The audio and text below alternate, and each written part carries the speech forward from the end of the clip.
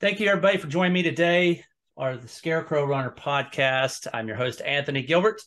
And today I've got a guest on with me. As you all know, I am kind of changing the format of the podcast because it's not going to be all just running, because I can tell you my guest today is not a runner. He has done running in his lifetime, especially when he would make a bad play in football, they would run, or for punishment purposes with Coach Tiroff or anybody else at our high school. But he was also in track and field, so he did some running in that asset. But I was more the runner. He was the football player. We both played basketball together, and we're also on the track team. So three-time athlete. Good old country boy from Northeast Kansas. I want to welcome my friend Bill Griffith to the show today. Welcome, Bill. I appreciate you joining me from the western slopes of Colorado. Is that right? That's right. That's right. Anthony or Tony, You can call me either one. I get caught up and then I'm like, oh shoot, what is it, Anthony or is it Tony? But family and good friends and people that have known me from that time can call me that, but new people that probably would beat them down. Well, good to know. Good to know. And I've actually adopted the art of running and jogging or jogging, as right before the podcast, I was feeling a little bit anxious, and I was like, you know what, I got to go run. That's good for you. It's such a good feeling, until I learned how to breathe. Yeah. And I know at 44 years old, you're like, what the hell are you talking about? Until I learned how to breathe, running used to give me panic attacks. It used to make me anxious. I did not like running, even especially long distance. Short distances, didn't mind it. I was just did it, sprint, football guy, bing, bang, boom, done.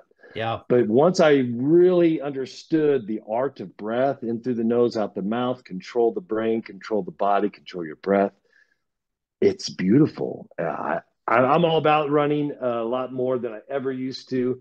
So I just do want to throw that out there. But that's encouraging to hear that you've actually, I remember seeing you post some stuff online about running. I was like, wow, Bill's actually running. And, it's funny. It's like when we used to have cross country practice, here we are running down Stadium Road and you guys are in your pads and hitting each other. And we're going out for a nice 5 to 6 mile run. And everyone's always, we would always get a lot of crap talk to us about, oh, you guys are just cross country runners, just going out there running distance. Now you have more of an appreciation as you're older, right, as far as the breathing. And I will say this, I'm a mouth breather. I am horrible as far as breathing in through the nose, out through the mouth. I breathe through my mouth. And it's not good when I can breathe through my nose, but I have to slow it way down and focus on it. And if I focus on it, I get better at it. But when you're running and you come across a swath of gnats or something like that, breathing through your mouth only is not ideal. So, but as I mentioned, Bill and I both went to high school together in small town USA in Kansas. We were actually next door neighbors. His mom was my English teacher. Gosh, what year was that? I guess that would have been 11th. Gosh, what grades did your mom teach? 11th? Sophomore? Yeah, sophomore year. Yeah, sophomore. I think I had your mom for sophomore because I moved into the district the middle of my sophomore year, second semester, and I think I had your mom the end of my sophomore year into my junior year, and then I had Mrs. Bell, Mrs. Burkholder, my senior year. So, yep, I had his mom for my English class. I loved your mom's class, Mary. Love you. Lots of respect for Mrs. G. And she was also my drama teacher too. And so her and Mrs. Longhofer teaching drama and debate and all that. So good memories. And as I mentioned, I ran cross country. Bill played football for the Warriors. And then we also played basketball on the hardwood as those are some interesting memories for me since we were never really good. But as you would know, because I know you can appreciate this, you can have all the talent in the world, but if you don't have good coaching, you're never going to win anything. And so, and no disrespect to the coaches that we did have, but oftentimes our coaching was not where it needed to be. And the rest is history, as they would say. I never had a winning record in basketball. That's all good. Taught me how to, taught me a lot about adversity and how to deal with adversity and challenges. Because, you know, Bill, in life, we're not always dealt a fair hand, right?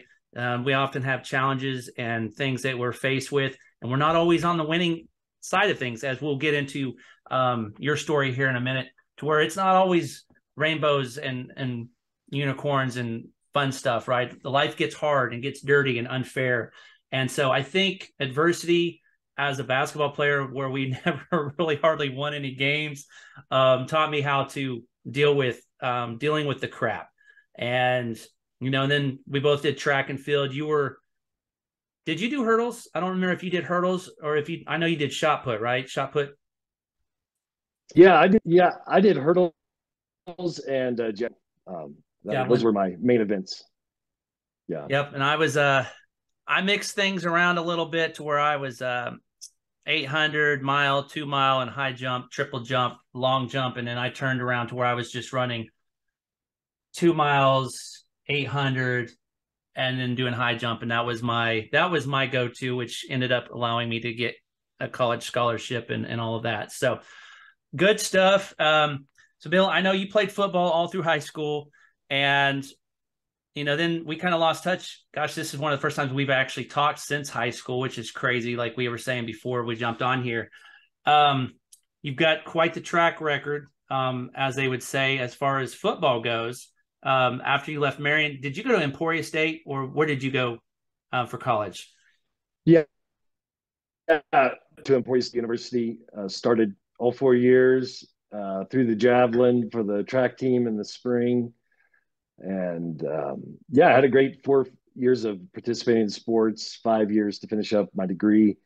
And once I got done with that, I got into high school coaching, did some radio for the college, some color commentating, and some sideline reporting during the basketball season. It was a good experience, a lot of fun as I finished up my degree in communication. But yeah, a lot of good times at Emporia State for sure. Yeah, I remember shortly after high school, people would, you know, we would talk, and they're like, yeah, Bill's a DJ now. And I know you went into kind of doing DJ thing and emceeing and Yeah. having your own, you know, business in that regards. And then next thing I knew, you know, you're off coaching football. And I was like, well, that doesn't surprise me, because that's Bill's wheelhouse, is football. And I know you've got a resume of all sorts of different, you know, position coaches, assistant head coaches, you know, director of football operations, you know, the list goes on and on, right? You've coached at pretty much the main schools, aside from the 4-year schools in Kansas, and Dodge City, Garden City, Hutch, Butler, Fort Scott. So a pretty significant resume, Bill, as far as football goes, and a lot of different positions. Because I mean, you know, you were defensive line and offensive line, special teams, and running back coach. I was like, Bill was never running back. So I was like, so, you know, you're flexible, right? You got a lot of flexibility in that regards. One question I wanted to ask you, because I know that you've posted stuff before. You coached a lot of players in your days, and there's been a lot of good talent come out of the Sunflower State from some of those schools. Who are some of the, I'd say probably the top maybe 2 players that you've ever coached that went on to play at the next level? One of the kids that really comes to mind, Marcus Hardison, was a kid out of Florida that we coached at Dodge City Community College. He got picked up. He went to Arizona State after Dodge City, and then after Arizona State, he got picked up by the Bengals in the 3rd round. Kind of bounced around Houston, different things like that. He was a 6'3", 260-pound defensive end that could run really well. When he was getting recruited, I would tell guys he's a Jason Pierre-Paul, but shorter. And, you know, some of the guys were like, Griff, come on. You can't just be throwing JPP's name around. I'm like, bro, I've been in this business. I know the league. I was here when JPP was at Fort Scott. Like, I get it. I know he's the same player. He's just 2 inches shorter, or about 3 inches shorter, because JPP was really, really long. But yeah, Marcus Hardison, I think, was one of the best I was around from a one, because he ended up weighing pounds, being that 6'3", probably 6'4", but he could also sit there or stand there looking right dead in my eye and flat-footed do a backflip. One of those type of athletes that was just like, pooh, That's just kind crazy. of make you go, wow, that's some beautiful things to see I that can't even burst. do a But backflip. So, and for those of yeah, yeah, you that don't know who Jason Paul Pierre is, if you ever listen to headlines on the news, he was the player from the New York Giants at the time that lost he lost a finger from fireworks, if I remember correctly. And yeah. that's a tragic incident. And he played for the Giants for many years, and he's currently a linebacker for the Baltimore Ravens. So if you don't know who Jason Paul Pierre is, that's who he is now. He played for the New York Football Giants, now for the Baltimore Ravens, in the AFC. And so, yeah, definitely a very talented player. And if you're comparing somebody like that, then you obviously, that guy had some talent for sure. And so you knew your business. I don't know why people would doubt you, but it is what it is. So you coached football, you bounced around from different colleges all over the place. What kind of drew you, Bill, to get away from football? Because that was kind of one of your bread and butter. That was a lifeline for you, something that you had passion about. What caused you to get out of football? Well, my last year of coaching college football, I was coaching for a guy by the name of John L. Smith. If anybody knows college football, John L. Smith spent most of his career coaching football at the highest level, Division I, as far as college. And he's probably got 40 years in the business. And we were lucky enough to land John L. Smith as our head coach at Fort Lewis College. And I spent a year there underneath him. Really learned a lot. John L. is a dude. He's a guy, as we used to say in the business. No, he's a dude, meaning he's a good fella. He's a legit. He's got a lot of knowledge. So when I say he's a guy, that's what I mean as far as that verbiage. But anyway, there, Tony. At the end of that 1 year I was with him, he sat me down for my year-end meeting and said, Coach Griff, you are the hardest working, most loyal assistant coach I've ever had in my 40 years of college football. And I said, well, thanks, coach. Just really excited and happy to hear that. And then he said, but with that being said, you're going to have to find a job somewhere else. And I was Oh, like, okay. That didn't really, and I squirmed and I pleaded for my job. I'm like, come on, John Al, really? Like, I just got a girlfriend. We just moved in together. Like, I love Durango. I thought, man, I just want to ride off into the sunset here. I love this place. And he was just like, no. And that was really brutal to me because, the saying in college coaching, there's two kinds of coaches: the ones that have been fired and the ones that are going to get fired. mm-hmm. And that was the first time that I really got fired. And I just thought, wow, how can, the paradox of life, the yin, the yang, the positive, the negative is right there in my face. Like, oh my gosh, like I'm working so hard. I'm getting all these compliments, all this positive feedback. Hey, by the way, you're fired. Like, what? Okay. And my girlfriend at the time was really, really supportive, and who I ended up marrying and having kids with. Anyway, we'll get into that, I'm sure. But she was very supportive, and we we were, just kind of getting into our relationship. And at that moment, I thought, well, I don't know what else to do. I'm just going to go, get another job. I'm just going to go chase jobs. I mean, there was a opportunity to go overseas to Europe. There was other opportunities to go back to Kansas and community colleges. I mean, there was just things out there.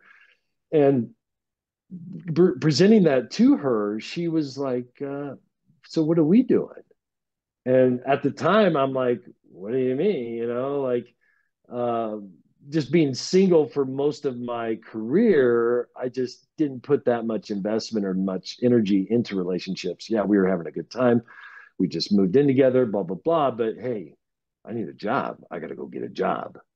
So that was my mindset. That's how my mind worked. It was like, okay, I don't care enough about this relationship. My energy, my focus is my career. I'm going to go chase another job. So, with all that being said, by the end of our conversation and talk about what are you going to do, she was proactive and she helped me find a job in college recruiting, working for a company, athletic recruiting, NCSA. Mm-hmm. And, it was a football scout position, which kept me in football. It kept me around athletes, around the parents. And that's what I was really the most, I think, passionate about was the recruiting aspect because I love people. I love interacting. Our conversation today, I've got goosebumps because I love you, man. I love interacting with people. We're all creatures of this great source of energy of God, or if you want to call it that. And I feel like that's what our creator wants us to do is interact with people and have these beautiful conversations.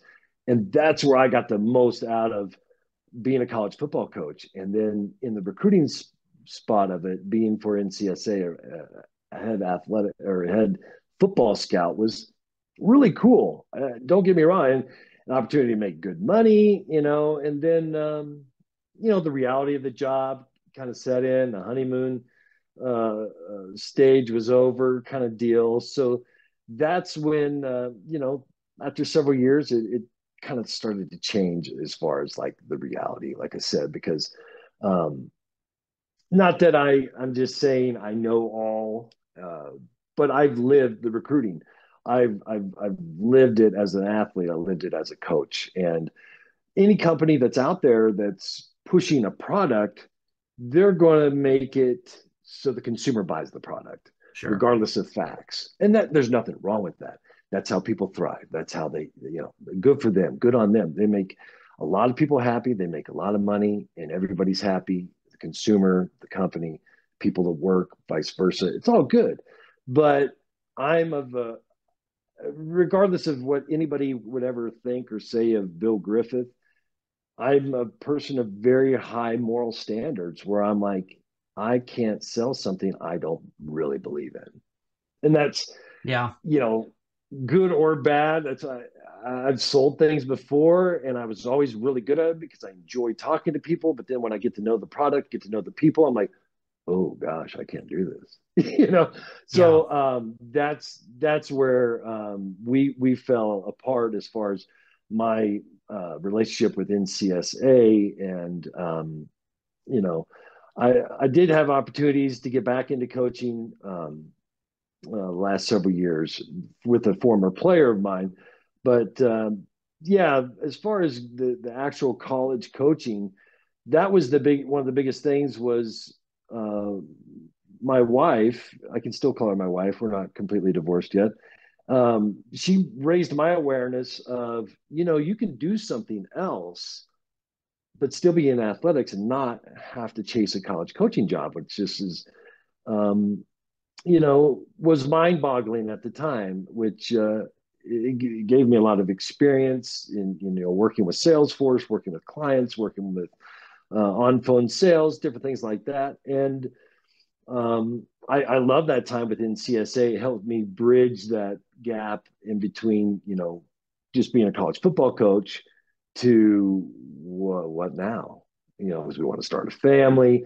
I want to be at home. I want to be a provider. I want to be around things of that nature. So NCSA was a great segue, I guess is the best way to put it. Yeah, I can relate to that. I know you can. Eventually, sports, it you run the course, right? And it's like, I went through school and I wanted to be a coach and a teacher, and then I learned real quick that coaching and teaching, you don't make a lot of money. And so I went a different route, and I went and got my business degree, and opportunities came up to where I actually did have the opportunity to coach and teach at a private school, while I still had a real job. Right, I was Yeah. working. I was a remote employee and was able to work, and then I would go and coach. During my lunch break, and I coached PE, and I was a substitute teacher, and then I was the basketball coach. And so I actually had the opportunity to coach basketball and coach track and enjoy it, and not have to have that as my lifeline, right? Because it didn't make money. There wasn't any money to be made coaching with a I guess you would say I was a non-traditional teacher, right? Because I didn't have the degree, the teaching degree. And so if you don't have a teaching degree, you're not going to be much of a teacher. You're not going to make any money. And in that regard. So I was able to coach a year of basketball, junior high and high school. I loved it. But then again, I was like, it was a love-hate, because I was like, parts of it I loved, parts of it I didn't love. And I was like, I'm glad I had that opportunity to embrace something that I loved and do it for a season. And then I was like, you know what? I had some closure, because I was able to say, you know what? If I don't ever coach again, I'm okay with that, because I was able Right. to have the opportunity. And I was like, okay, you know what? I can go and I can do other stuff now, and have some fulfillment, have some closure, and feel like I was successful at what I did. And now I'm going to go and do something else. And so, yeah, I get that. Moving in, relationships, family, it changes. It changes perspective. It changes, you know, kind of your passion, your drive, right? Because it's like I used to just burn the midnight oil, and I'd go and work, work, work, work, work. Didn't matter how many hours I put in for my job, and I didn't care because I was not married. And then once I got Right. married and had kids, well, that flips the script, because it's like, okay, now I've got to think about them before I think about me. Because if I just think about me all the time, I'm going to lose them. And I didn't want to lose them. I wanted to maintain that, try to keep that equilibrium, right? If mama's not happy, nobody's happy mentality. And it's Yeah. like, okay, Yeah. I've got to make sure that I have a job that can support a family. I knew, because if I was solo, like I had been before, I could make ends meet. It didn't matter. I worked a lot of restaurant jobs. I was like, I could work on very little sleep and make enough money to get by. But raising a family, it's a different beast altogether. So, you end up having kids, getting married, you're in Colorado, you're working different jobs. And this is where I want to kind of shift the conversation, because I mean, yeah, we could talk sports and football all day long, but that's not really getting Sure. us who Bill Griffith is. It's like, yeah, Bill Griffith is, some people might say, a washed up football coach from Kansas. Okay, who cares? Why am I listening to this? Well, there's a reason why I have Bill on here, because Bill has had, like I said, it's not been all rainbows and unicorns for Bill through his life. He's had some Hmm. challenges. He's had some ups and downs. He's had some hard hands that he's had to deal with. And I know for the last, 19 months, Bill, you've been on quite a journey.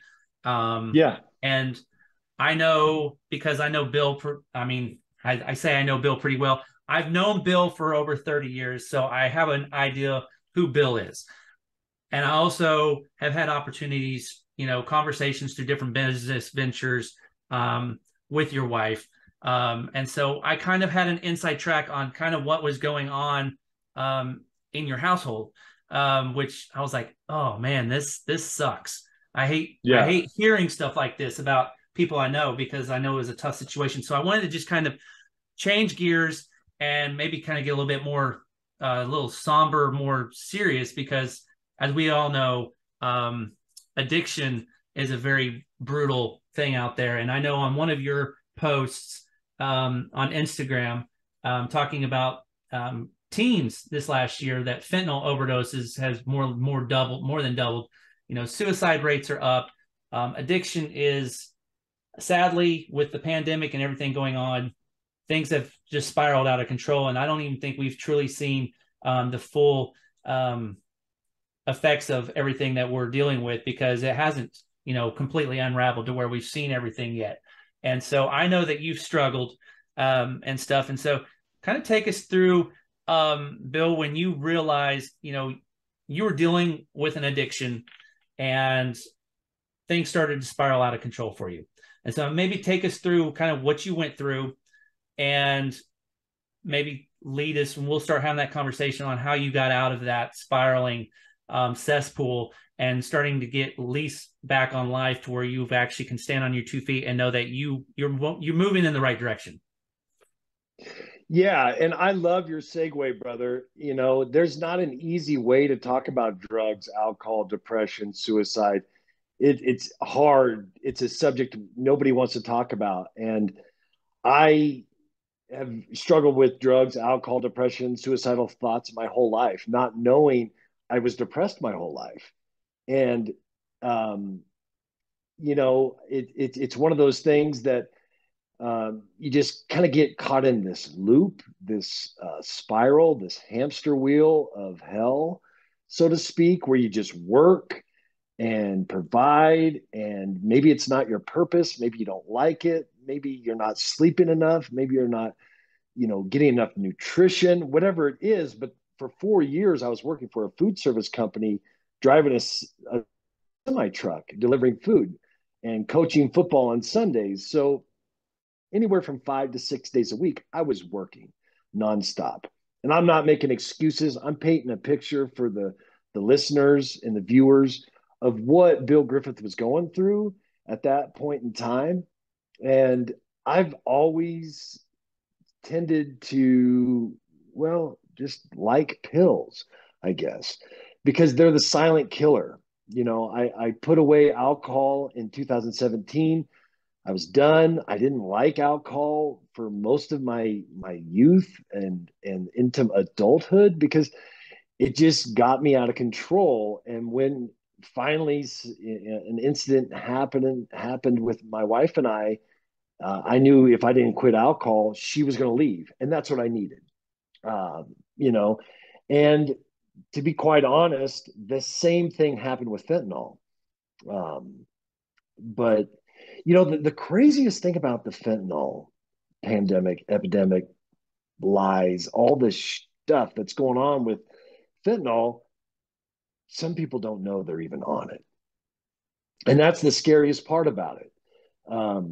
Because I was just kind of recreationally for years doing pills. And I had a buddy that was always around that just had pills. And I'm okay, got pills, fine. Like I'm saying, I'm working 5, 6, 7 days a week sometimes. I get done with a route. Man, I used to really enjoy any kind of pain pill. And then I noticed one time the pills changed. Mm. I didn't really understand. I was like, okay. And then, month probably went by, and then I finally asked him. I was like, "Hey, buddy, what is this? Where are these? I noticed they're a little bit different." And he said, "It's fentanyl." I'm like, "Huh? What?" What's that? You know? And he's like, "It's fentanyl," and I'm like, "Okay." And in an age of information, in an age of technology, I chose ignorance. Plain and simple. I'm not making excuses. I'm taking 100% accountability in my life about the decisions I've made because I've created everything that's in front of me right now. And I chose ignorance, Tony, because I didn't know what the hell it was. Everything's Googleable. I could have easily been a expert on knowing what I'm putting in my body, but I chose ignorance. I was like, no, I'm just going to take this. And I proceeded for 8 months to make that my lifestyle. Nobody knew. My wife thought, she always knew I was taking pills. We have a very open relationship about, drugs or whatever's going on in our lives. And I just lied and said, well, they're, I don't know, some kind of pain pill, whatever. And she goes, good, because it's just not fentanyl. Make sure it's not fentanyl. And she made that a very, very strong point. And I just thought, okay, okay. And for 8 months, that was my lifestyle of being an addict to fentanyl. And it was April, and I was putting one of my boys down to bed, my oldest, and he's such a deep, deep thinker. God bless his soul. Oh, he's so sweet. He looked at me and he was we just got done telling stories and reading a book, and he looked at me and he said, "Daddy, how do I know you're going to be alive when I have kids?" Wow. And I went, That's deep. boom, for a 5-year-old, Oh yeah. you know? I'm like, excuse me, son? Yeah, how you'll be a grandpa, right? When I have kids, will you be my grandpa? Is that you'll be a papa? I said, yes, son. He said, how do I know you're going to be alive? And he doesn't even know I was on drugs or bad medicine, as we call it, because like I said, we're very upfront in our family. We talk about everything. And since all of this is surfaced, that they know that daddy was on bad medicine. That's what we call it. And that day, laying in bed with him after story time and him asking that question, that was the last time I took fentanyl. Cold turkey. And cold turkey, because I was done. Um, I grew up with an alcoholic father. Mm-hmm. I refuse to be a victim to the same circumstances that I went through. And I made damn sure that I was stronger than my environment, stronger than time, stronger than my body, stronger than the influences that, were plaguing me that I chose to be around. So if you know anything about fentanyl, it's the third day, Tony, that after you're done taking this awful drug, this poison, the third day is when your body starts to lose all control. That's the that's the point of withdrawals. And that's the point where I can't even describe the pain, the shakes, the trauma that my body went through, my mind went through. It was the worst evening, and I say evening because it took hours for this thing to leave my body. And I did it without any medical help. I did it without any help at all. I did it by myself with my wife watching, being the observer, looking back on it now. I knew that's when my wife was leaving. I knew she was leaving then because she it scared the shit out of her. I was scared. I didn't know what the hell was going on. I'm literally like have a defibrillator going or whatever kind of electric shock. I mean, I'm literally vibrating out of my body. And this was in April, like I said, okay? Um, and I came out of it the next day. Actually, that night, I said, it left my body. It's gone. I can feel it. It's surfaced on my skin. I know it's gone. And she looked at me and she's like, okay, go take a shower. I took a shower, fell asleep. I came back from that um, just a little bit different, good way. Nerves were not firing, wiring on all cylinders. I was surviving. I was doing everything I can. I never missed a day of work. I still did everything I was supposed to do as a father. I was still providing. My wife knowing the whole time, she's like, you need some help. You need some help. I'm like, yeah, yeah, yeah, yeah. But I'm thinking in my mind, as long as I keep showing up for work, as long as I keep doing my job as a father, as a provider, as a quote unquote husband, I'll be okay. Right. Because that's what we do. When we hit adversity, we just push through. Mm-hmm. We find a way. We find a way because we're strong. We find a way. And it wasn't good enough. And damn it, it's not. It's not enough in this world to survive. We were meant to thrive. And August 7th, I was coming back from a trip. She called me up and she said, I'm leaving you. I'm taking the boys. Get help. Don't die. Click. Wow. That's kind of an intense uh, conversation with life. And that moment, my life obviously had turned upside down because by that point in time, I'd already said, I'll go get help. I'll do whatever it takes. But once again, in the hamster wheel of hell, I'm working, I'm trying to provide, I'm doing everything I can to just get through the moment to pay the mortgage, to pay bills. And, it was a tough time for everybody. And to get that kind of feedback right then and there, I thought, now what? We sold our house. She had it all taken care of. She did all these things behind the scenes because I was physically present, but mentally I was just checked out.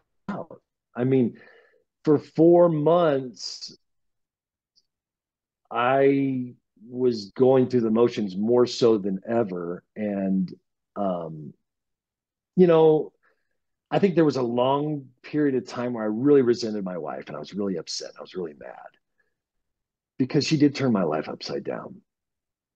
But, right now I look at it as like, oh man, I feel for her because I feel like I've turned a new leaf and found some enlightenment that I never would have had if she would have stayed, and that's part of my mission is to get out there to help people before their life gets turned upside down.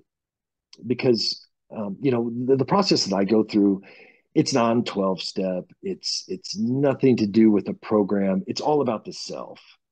And I never really knew myself. And I went to a place called the Sanctuary down in Cornville, Arizona. And that is where I learned all these different practices from meditation to breath work to yoga to a new diet to the benefits of exercise. I did exercise because we're a football player or a track guy. You just do it, right? But the benefits of it, the mental side of it, to release the energy of the emotions we store into our body. The actual science behind why we do the things we do is um, part of what I learned down there. And, even my interactions with my wife to this day, as I mentioned, we actually live underneath the same roof right now. And there's so many times in our conversation, she's like, what? You don't feel that way or you don't think that way? She's like really blown away because I did come back a different person from getting the proper help that I needed, from doing the work every day, from my meditation, from yoga to breath work to just feeding my body the positive thoughts that I need, the proper diet, the different things, and it's come a long way. I mean, there for 69 days, I never saw her. I never saw the boys. I never, had any contact with them. And that's really rough. You're a family guy.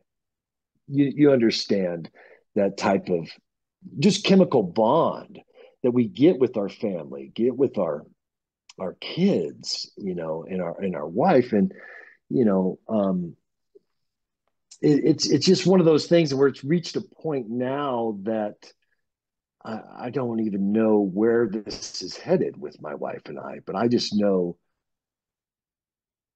I'm a much person, I'm a Griffith than I've ever been because she turned my life upside down on August 7th, 2021. And I've tried hating her, I tried being mad, but that does nothing to anybody except yourself. That emotion, that feeling, that energy is so detrimental to ourselves that my life wasn't improving by hating her because I was honestly just hating myself. Right. And uh, really, Tony, the biggest thing I want to get across is I learned how to love myself. I didn't know that was possible, and to truly love thyself and trust thyself, that's where the magic is. Because I've talked about it a lot. So many times in life, we look outside of us. We look for a relationship to feel love. We look for that paycheck to feel abundance. We look for a pill to make us not feel stressed, not feel anxious, not feel anxiety, whatever it is. But if we can find that emotion of gratitude and abundant and love within ourselves, we're the tractor beam. We're the vortex. We bring it into our life. I know And I know you talk a lot about it to where, what you do on the inside affects what's on the outside, right? And so yeah, for that whole period of time when you were taking those pills, it was about what Bill wanted and what he put on the inside of him. And then on the outside, everything fell apart, right? You didn't realize it because you were so heavily medicated on the bad medicine that everything seemed fine to you because you're, like you said, you're on the hamster wheel. And even when you went cold turkey, you thought everything was great because you felt like it had left, but you were just a shell of yourself. And your wife could see on the outside that Bill was not Bill. Bill Bill was gone. He was present in the body, but his spirit was pretty much gone, right? And she was not going to put herself or your boys, she wasn't going to allow them to be in danger. And I know that's one of the things where I knew kind of some of the inside information when that was going on. And she's like, I'm getting the hell out of here and I'm protecting my boys because he brought that monster into our house. Mm-hmm. And I was like, oh crap. And I remember when you went to Arizona, how long were you in Arizona? 30 days. Okay. I remember when you went out there and, that's when you really started to realize that it was going to get tough. And I remember you going out for runs and I could see the cactus in the background and, you'd post videos and you would just have little snippets of, where you were at. And I was like, I would think to myself, I was like, man, Bill's got a long ways to go, but I was pulling for you. I was rooting for you. And I was like, man, it would, and not to sound bad, but I was like, I'm glad that's not me.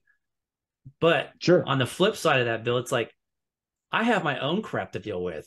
And while it looks like everything's great for me, here I am, pushing 23 years of marriage and I've got 4 kids and everything looks great on the outside, but it's not all great on the end. It's not all great. It's not perfect. I have my own demons that I deal with.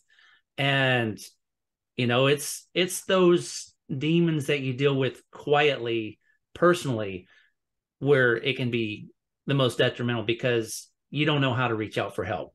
And I know, my issues that I've dealt with, it's not drug related, but it's addiction related, right? There's addictive habits, I should say. Mm-hmm. And, we all deal with different things in different levels and different capacities. And it's like, it's hard to break addictive behavior. Some things you can shake cold turkey and some things you can't shake cold turkey necessarily. You have to go about different ways. And so, here she lays down the gauntlet, says, I'm leaving you. I'm taking the boys with me. And it's like, what? And that turns your life upside down. And she rips a part of you out of you. And then it's like, reality check. Bill, you just lost your family. Now what am I going to do? And so you go and you get some help in Arizona and you start the steps of learning to love yourself. Like you said, it's so important to be able to love yourself because if you can't love yourself, you can't love other people. That's period. True. Right. I tell my wife, I tell my kids, I love them. But if I'm doing stuff to myself, I'm not loving myself. So how can I love them? How can I show other people love? Because, it's biblical to where you're supposed to love people like Christ loved the church. Well, if I'm not loving myself, if I'm doing something to inflict harm on myself, whether mentally, physically, emotionally, how do you think those around, you're living in a facade, right? You're living in an alternate, almost like an alternate parallel universe to where this is what everybody sees, but this is where I'm at over here. And these don't talk. It's almost like you're blind to the truth. And one of my favorite scriptures is, you shall know the truth, and that truth is Jesus, and it'll set you free. So until you can identify within yourself, you're not going to be able to help you've got to be able to help yourself. And if you can find help within yourself and you can love yourself, then you can change the world because it all starts within. It starts with me and it starts with you. And if you can't help yourself, then you can't help anybody else. But, we're all wanting to help people, motivate people and inspire people. Great. Your message on Instagram touched somebody and you're like, I didn't do anything special. I'm just sharing what's within myself because you're healing. You're in the process of healing. And like you said, it starts within yourself. What affects you inside, that's allows the outside to come out, right? It's like whatever's within you is going to come out of you. And so if you're finding love within yourself, if you're finding healing within yourself, then other people around you are going to see the difference. But if you're still doing the same crap like you were, where you thought Bill was healthy, Bill was fine, he was running on the hamster wheel, your wife and everybody else on the outside knew something wasn't right, but you Yeah. thought things were right. But now once the light bulb clicks and Bill's starting to see stuff on the inside is changing, then you'll start to change on the outside. And so like when you have those conversations with your wife, she's like, you don't think that way? You're not feeling that way? And you're like, no, I'm different. Something's clicked. It's not the same Bill Griffith as before. You know, it's he's moving towards healing. And like you said, you don't know what's going to happen. Just the fact that you guys are living under the same roof to this day is incredible. That you guys you're functioning as parents for your boys and giving them, you know, both parents in the same home, which is incredible. Yeah. We don't know what's going to happen. Nobody knows what tomorrow holds. We live each day in the moment that we're in. So you take those steps one step at, as I always say in my running journey, it's one step at a time to get to the finish line. You only do what you can in the moment that you're in. So you embrace that opportunity that you're in now to get to where hopefully it results in, you know, hey, we were going to join hands and sing Kumbaya and we're a one big happy family. We don't know. We hope that that's where it leads, but ultimately we want you, Bill, to be 100% healthy inside and outside, and your family to be healthy and safe. And that's the important thing. And I think the best message that we can share for those that might be struggling with addiction or anything else is to share with others and to find help for yourself. Without a doubt, without a doubt. I think this whole process, I've realized truly how conditioned we are in running a program, running this gauntlet of responses that we just have either inherited or somebody taught to us, where it's just mental activity. It's not true thought. Like, I don't know if we ever truly do think throughout the day unless we stop and really let the source, this power flow through us. I'm very much aware of the words that I speak on a daily basis.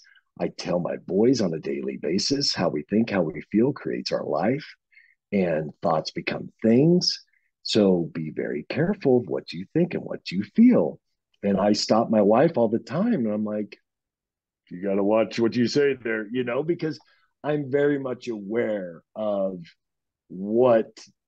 how powerful we are, good, bad, indifferent. These laws of the universe don't care. It's just what it is. If we say things and we think it has no bearing on our life, well, you're going to find out otherwise, because Mm-hmm. how we think and how we feel, it's going to create our life. You know, as far as, you know, the philosophers, if you want to look at biblical things, it's how all the great spiritual masters have taught is how we think and how we feel creates our life. And that's the one thing that everybody's always agreed on. You know, whether what religion it is or whatever thought process it is, you know, how we think and how we feel is going to create our world. So I think we all need to be very careful on that, on those two things, how we think and how we feel. Absolutely. Words are powerful. I mean, Yeah. positivity, negativity. I mean, if you think about it, if you say something, you can't take, sorry doesn't take it back. It doesn't fix what No. you've spoken into existence. And so, Yeah. you know, power of positivity, regardless of how you feel spiritually or wherever, whatever you speak, you're speaking that into existence. And so when you're tearing someone down, you can't take it back. I'm sorry doesn't fix it. It's a form of abuse. But speaking positivity into the situation, absolutely. And so, yeah, be careful what you say, because it will affect you one way or the other. It'll affect you positively or negatively. I wanted to ask you, Bill. So I know you're very self-aware of things that you say now, and you're careful what you say, you're careful what you do. You know you've had a problem, you know you're dealing with it, you're healing. Aside from being aware of what you're saying and things of that nature, what do you do every day to help you ensure that you don't stumble and fall back into that vortex cesspool of addiction? Yeah, the words I am are the most powerful two words in our English language or any language. I am. It's consciousness. It's no matter what religion or what you want to believe, whether it's Hinduism, Christianity, it doesn't matter. I am is the Godhead. It is the source within. So I am healed. I am the magic. I am whatever I want to be. I never was an addict. I was under the thought that I needed this to feel better. I needed a drink. I needed a pill. I needed a cigarette. I needed something outside of me, but it was the program that I was running.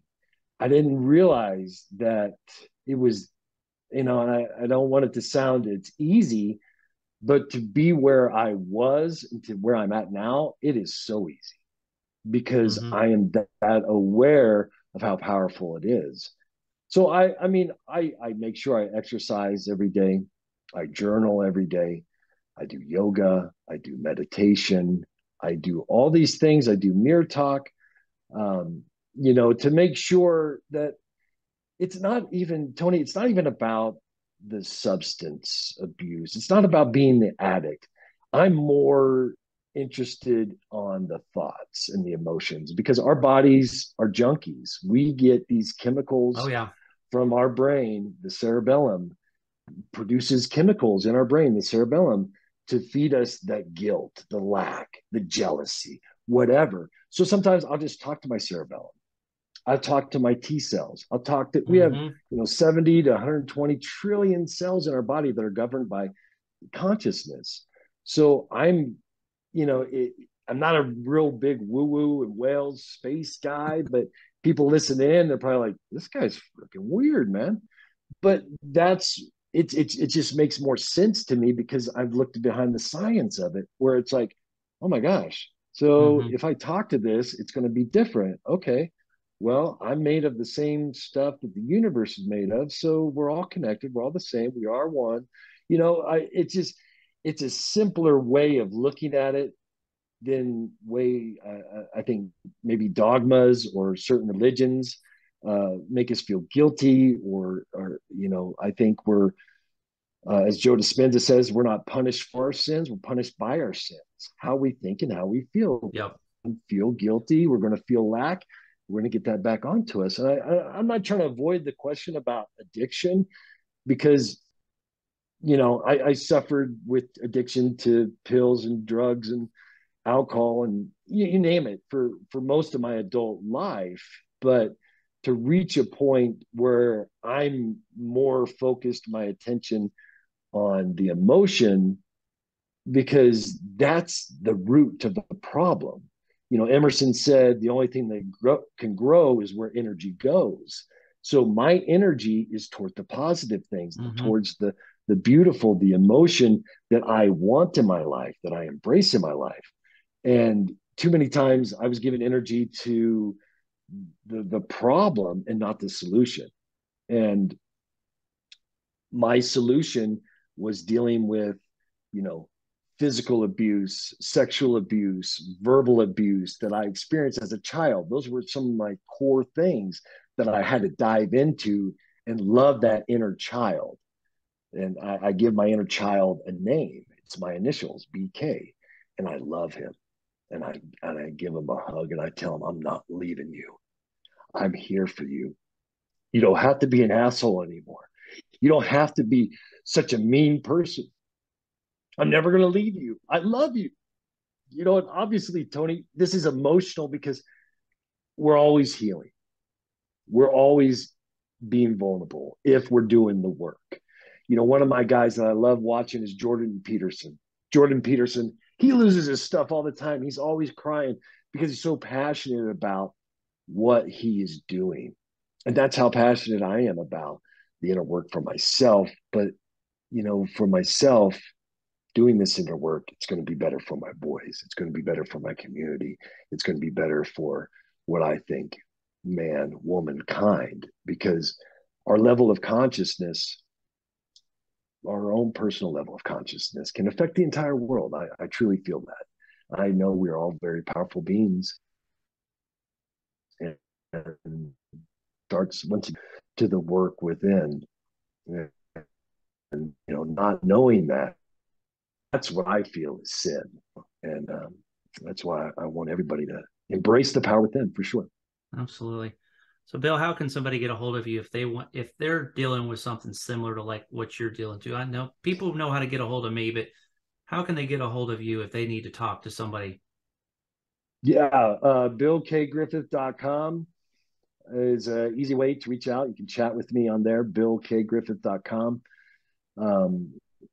That's one of the easier ways to talk on social media as well. Bill K. Griffith on Instagram. I think I'm butchering that. Actually, I think It's it's Bill K. official. Griffith official. It's officially, yep. Yeah, And Bill K. Griffith official. It's official. Yeah. I'll be sharing this on Excuse me. social media and Instagram and Facebook and everywhere else, since it's all over the place. So, this message I know will help people from now until whenever. And man, I know you're emotional about it because it means something to you, because it's who you are right now. It's where where you're at, where you're living, and what you're living through. It's a daily thing. And man, I'm just thankful that you're able to jump on here and share some of your time with me and with the listeners and the viewers. Just, and I know that your desire is to help people, because you're helping yourself and you want that to be able to help others. And the same here is, there's people out there that are sick and they don't know it. And there's people that are out there Yeah. that are lost and need help to be found. And the most important thing is if you need help to reach out and ask for help, because us being alpha males, you don't always want to ask for help, because we've always been taught that asking for help is a sign of weakness. But when actually asking for help is probably one of the greatest ways to be successful, because we can't do it all ourselves. And you've got to have help. There's power in numbers, as they say. And trying to do it yourself is probably one of the most I lost my train of thought there.